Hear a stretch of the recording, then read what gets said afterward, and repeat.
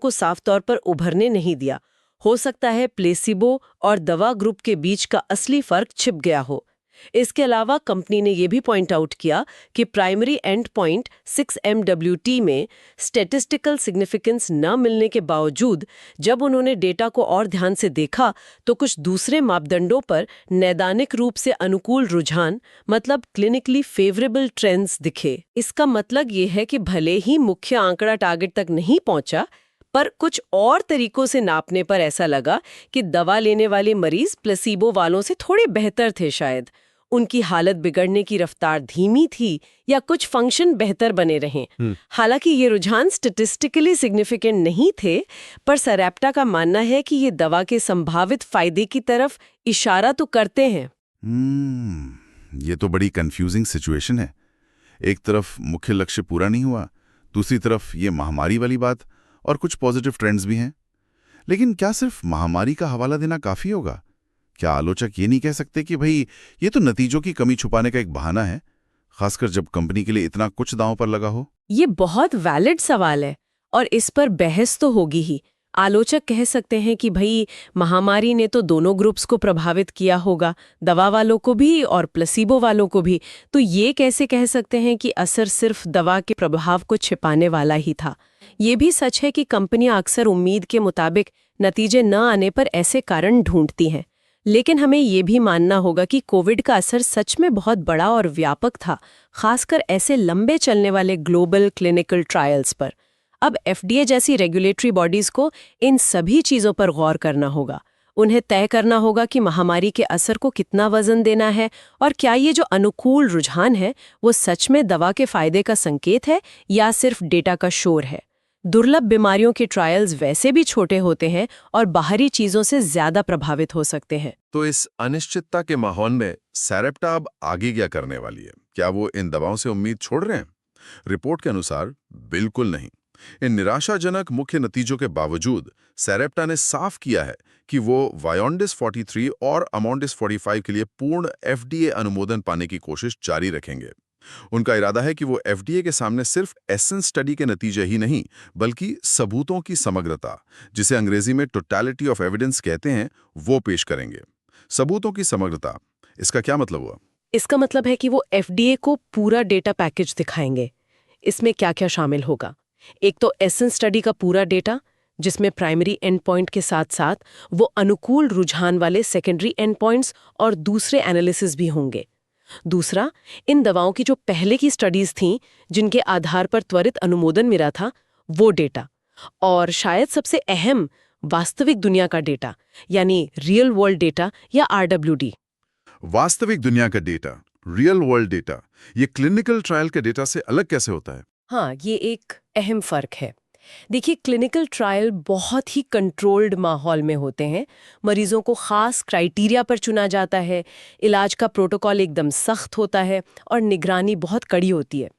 इसका मकसद होता है दवा के असर को बिल्कुल साफ साफ देखना, बिना किसी बाहरी भटकाव के। वहीं वास्तविक दुनिया का डेटा उन मरीजों से आता है जो क्लिनिकल ट्रायल के बाहर अपनी रोजमर्रा की डॉक्टरी देखभाल के तहत दवा ले रहे होते हैं। ये डेटा अस्पताल के रिकॉर्ड्स, बीमा के क्लेम्स, मरीजों की रजिस्ट्री वगैरह से इकट्ठा किया जाता है।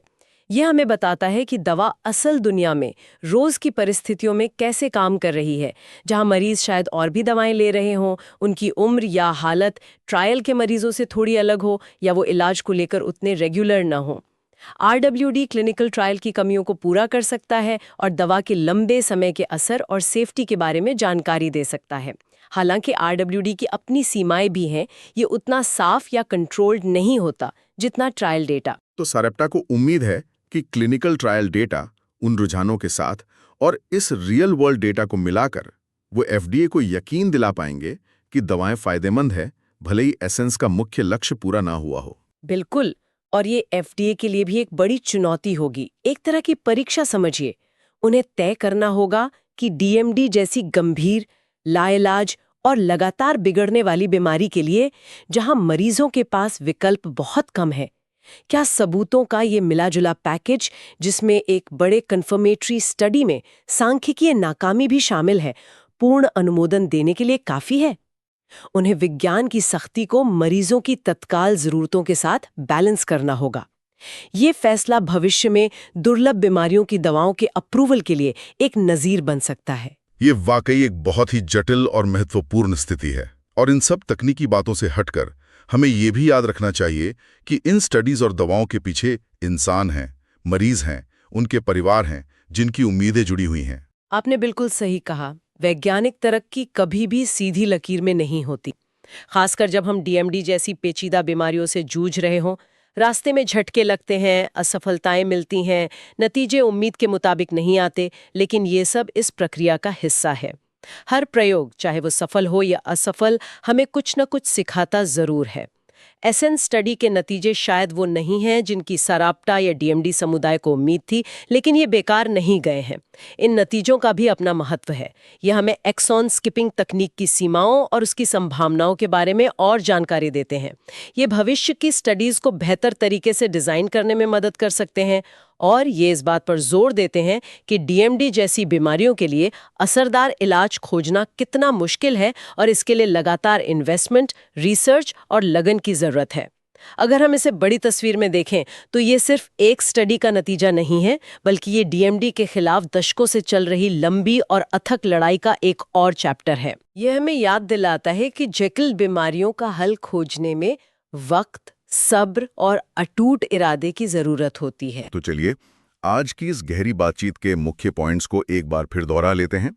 हमने सराप्टा की 2 डीएमडी दवाओं वायोंडीज 53 और अमोंडीज 45 पर बात की, जो एक्सॉन स्किपिंग तकनीक पर आधारित हैं।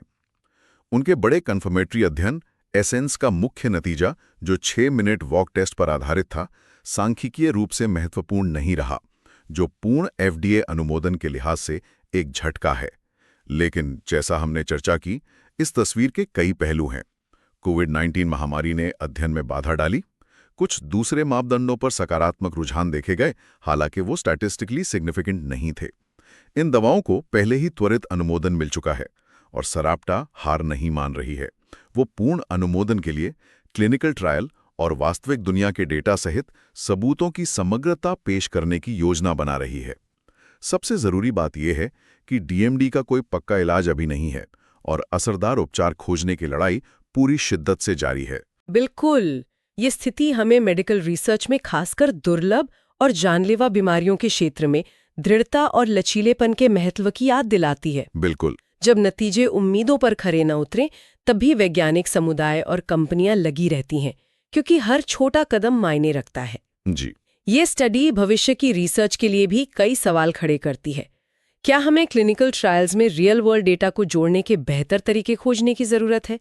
क्या हमें डीएमडी जैसी बीमारियों में प्रगति को नापने के लिए सिर्फ 1 या 2 मुख्य लक्ष्यों के बजाय कई मापदंडों, मतलब मल्टीपल एंड पॉइंट्स पर ध्यान देना चाहिए? ये अध्ययन शायद भविष्य के ट्रायल डिजाइन को प्रभावित करेगा। और आखिर में ये हमें एक गहरे नैतिक और वैज्ञानिक सवाल पर सोचने पर मजबूर करता है। जब एक कठोर क्लिनिकल स्टडी के सांख्यिकी नतीजे और असल दुनिया में मरीजों या डॉक्टरों द्वारा देखे गए संभावित वायदों या रुझानों के बीच एक अंतर हो, तो हम उम्मीद और वैज्ञानिक सबूत के बीच संतुलन कैसे बनाएं?